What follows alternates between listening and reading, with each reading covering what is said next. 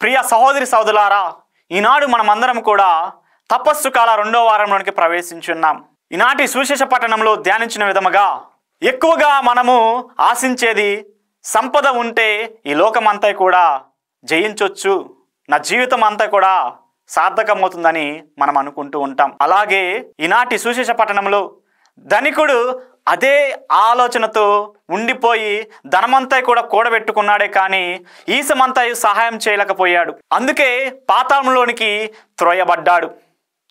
మరియు ఈనాటి పేద లాజరును మనము ధ్యానిస్తున్నట్లయితే, పరిశీలిస్తున్నట్లయితే పరలోకములో దేవదూతల సహాయముతో అబ్రహాము ఒడిలోనికి చేర్చబడ్డారు.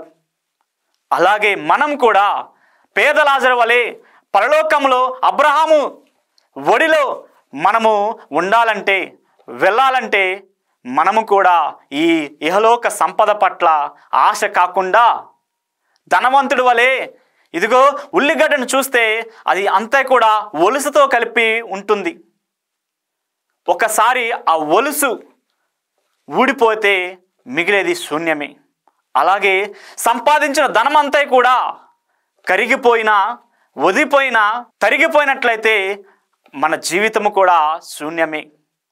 కాబట్టి ప్రియ సహోదరి సహోదరులారా, ఈ నిరీక్షణ యాత్ర కాలంలో, ఈ జూబిలీ సంవత్సరంలో మనందరం కూడా ఈ తపస్సు కాలంలో ఆ క్రీస్తు ప్రభుని, శ్రమలు పొందినటువంటి క్రీస్తు ప్రభుని పోలి మనం కూడా జీవిస్తూ మనకున్నటువంటి సంపదను సహోదరులకి సహాయం చేయడానికి ముందుకు వద్దాం.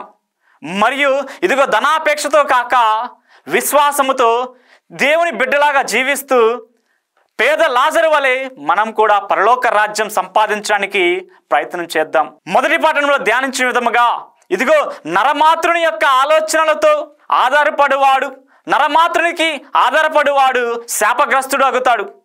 దేవుని మీద ఆధారపడేవాడు ఇదిగో నాతో పాటు జీవిస్తాడని యొక్క వాక్యం సెలవిస్తుంది.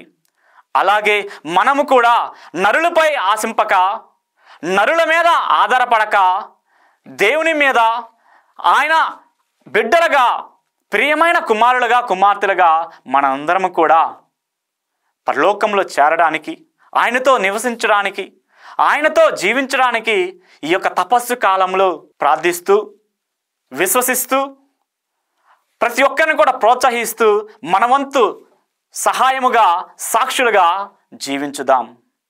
ఆమేన్.